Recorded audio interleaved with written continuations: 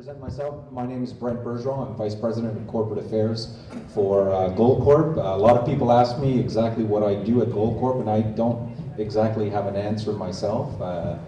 I'm involved with a lot of negotiations with governments. I'm involved with a lot of communication strategy that we do, and a lot of outreach to different stakeholders that we have. So today my presentation will focus on Mexico. Some of you may have been at our CEO's presentation yesterday, so there's some financial information at the beginning that I'll be running through very quickly. Goldcorp is a Canadian company with headquarters in Vancouver.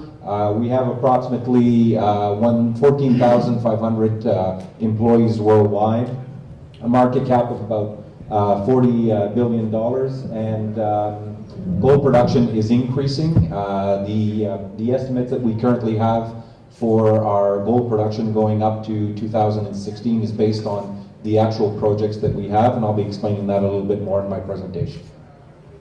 If you take a look at our operations, you'd actually wonder if our focus has been on the Americas. All of our operations right now are in Canada, US, Central America, and South America. Our production is been, a large portion of our production is still here in Canada. We have 3 operating mines in Ontario. We have another one that we're starting construction in Quebec. A very interesting project there. It's a significant investment for us, about $2 billion, but we also have we've negotiated a very interesting collaboration agreement with the Cree First Nation in that area, and it's something that we're quite proud of, and we're hoping that, you know, based on the negotiations that we've had with them, if this mine is successful, they will directly benefit from the success of the mine. Their businesses are bringing a lot of contracts also to the mine, so we've been able to develop a very good relationship and strategy in a way that we can take that model also and try and even export it in other places where we operate around the world. So this is what I was discussing a few minutes ago. I'm just going to run through these things quickly, but our actual production forecast is based on actual projects that we have right now. It's not based on any type of acquisition. This is projects that have been announced, and we're looking at increasing our production from 2011 from 2.5 million ounces to 4.2 in 2016. This is, in terms of how Goldcorp operates, we try and do it in a way that what we try and call it is sustainable prosperity. When we take a look at our operations, we take a look at all of the stakeholders that are involved, and it's not just the investors anymore. We take a look at in terms of the communities, in terms of the environment, in terms of government that we deal with, both local and at the federal or the national areas. And we try and make sure that when we begin a project, that those stakeholders are identified, consulted with, in terms of trying to increase the amount of benefit we have to the local communities and also the country as a whole. So just taking a quick look at some of our Mexican operation. Of course, our new flagship operation in Mexico is Peñasquito, that's going to be coming up in terms of full production in the new year. However, just to give you a little bit of an idea regarding Goldcorp in Mexico, in 2010, when Peñasquito was under construction, we were the largest investor in Mexico, and that was actually in front of Ford and Walmart. So it was a large project for us. It was a complicated project also, in terms of the setup of it. We're just getting up in terms of ramping up in the first quarter, in terms of the full numbers that we were planning on achieving, and this year it should become, in front of Los Filos, it should become the largest producing gold mine in Mexico. So just to give you a few numbers on this, it's a mine that has a mine life of about 22 years. It's looking at production of approximately 425,000 ounces in 2012, and we should be on track to be doing this year. And we also have in the area two other projects, Camino Rojo and Noche Buena, which are exploration projects, which we hope that we'll be able to increase in terms of the results of our feasibility study. And Camino Rojo seems to be getting more interesting for us, but there's still quite a bit of work to be done on it. But we believe that Mexico is an area where we are comfortable in terms of our production, in terms of our investments. So we're continuing our exploration activity in this state and in this country also. Los Filos, as it was mentioned before, continues to be the biggest gold producer in Mexico. It's a very interesting mine. It's contained in an area that's not very big. An incredible team of young people that we have at the mine that have been managing it quite well. At the end of every year, it always surprises us in terms of its production numbers. It continually does a lot better, and it also has a very strong component in terms of operating with community in the area, which I'll get in also. El Sausal is transitioning to its end of life. In 2012, we're expecting to produce approximately 80,000 ounces, and we're already working on the reclamation plan for this mine. So in summary for Mexico, gold production in terms of our guidance numbers that we've already released, 850,000 ounces. So Mexico is becoming a significantly important place for us in terms of gold production. We expect it to be increasing. Capital investment this year will be approximately $350 million. And in terms of entire employees that we have in Mexico, 6,500.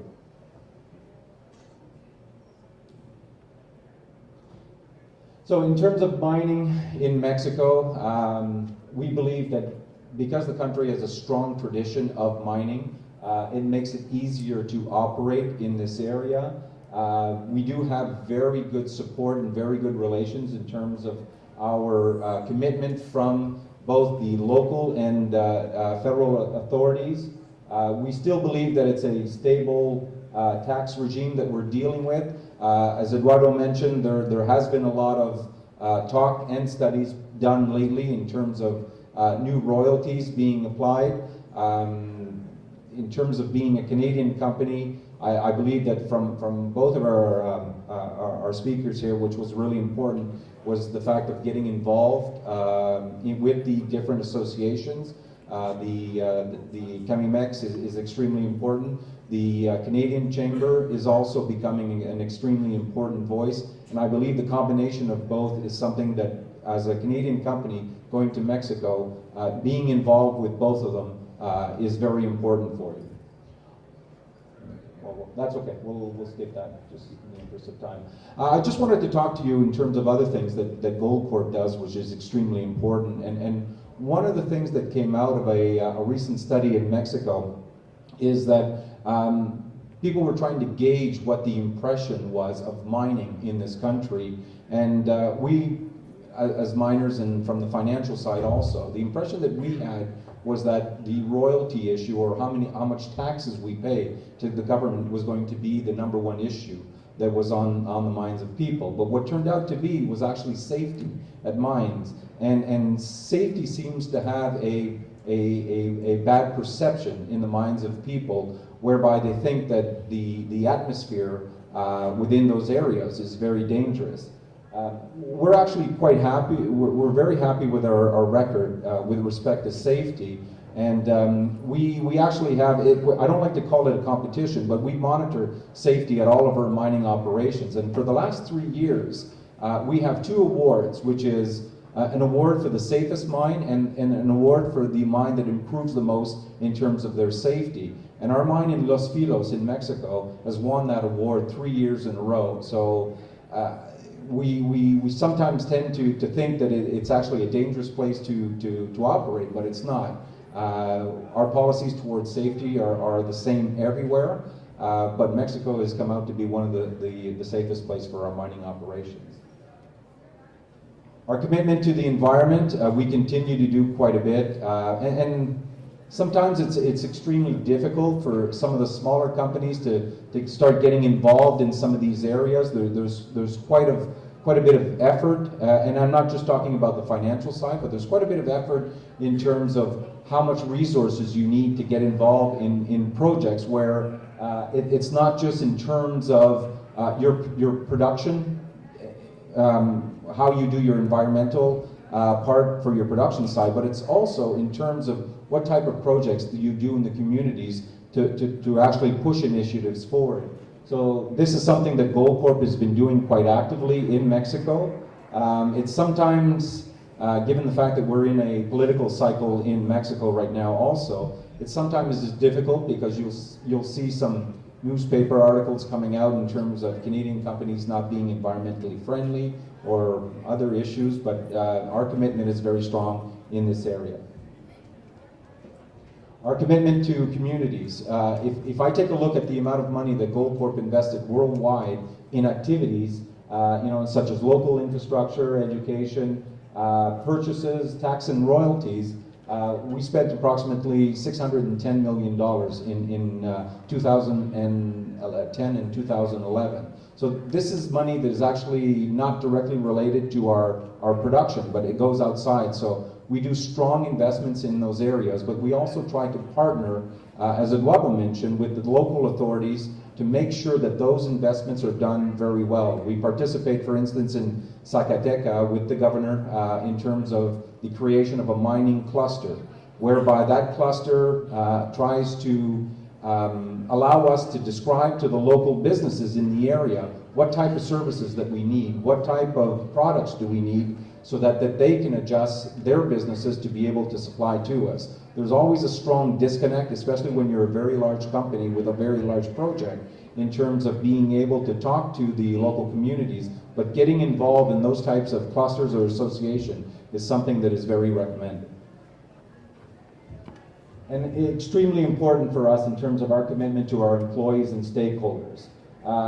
Eduardo mentioned the interesting dynamics with the unions in Mexico, and we have unionized operations. And it's sometimes difficult because, as he mentioned, that the issues that come up with the unions is sometimes in between two unions as opposed to being directly with the company. But when it does appear in the news, it looks like it is related to the corporation itself. So being able to effectively communicate with the local authorities, with the state government, or with the federal government in terms of what exactly is going on in your mining operations with respect to the labor issue is extremely important. I'll give you an example. I was actually in Amsterdam about a month ago, and I was talking to some of the pension funds, and the issue of a labor issue actually came up in the discussions in terms of one of our operations in Mexico.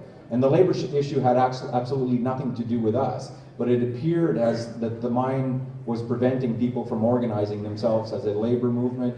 But so you have to make an effort in terms of being able to handle that, and actually make an effort in terms of being able to have very good relations with the existing unions that you have in your mine, and try and negotiate with them on an ongoing basis to not let issues get away from you.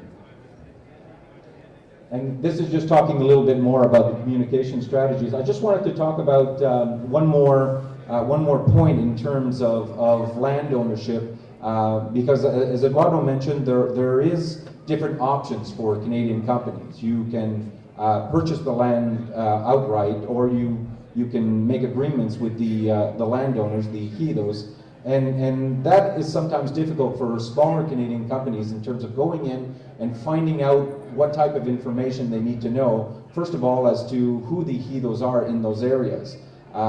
We've been working lately also with an office in Mexico, which is the Procurador Agrario, and we found that they have quite a bit of information, electronic information, regarding all of the areas, mapping out the areas where and identifying the ejidos themselves, and also identifying the ejidos that are actually open to mining operations, that they would like mining operations to come to them. Now, this Attorney General, I guess if I translate the Procurador, actually represents the ejidos in different areas across Mexico, but they also are a source of information for Canadian companies, and I've been speaking to the Director General, and it's free to all Canadian companies or foreign companies that want to speak to him about what, if you are going to make your agreements with the ejidos, what type of agreements are they looking for? Are they types of fair agreements that would be acceptable and not cause any type of problem 5 or 10 years ago? Because as was mentioned here also, as the price of mineral does go up, and to put it the same way, Eduardo, everybody wants a piece of the pie, and it forces you to go back and renegotiate some of the agreements that you may have. So to get that advice at the beginning from these types of offices is extremely important, instead of calling them when actually the problems have already occurred and you're already far down the line. So these are all different places where you can actually have access to. A good source of information for you also is the Canadian Embassy officials. They tend to hear a lot in terms of what's going on in terms of the mining industry, and they tend to hear a lot of the cases, a lot of the problems that some of the larger and smaller companies are having. And sometimes they are a good source of information to tell you, well, these are the places that you may be able to go to be able to get different information. So I'm just going to stop there. I can see that we're pressed for time, but anyway, thank you very much.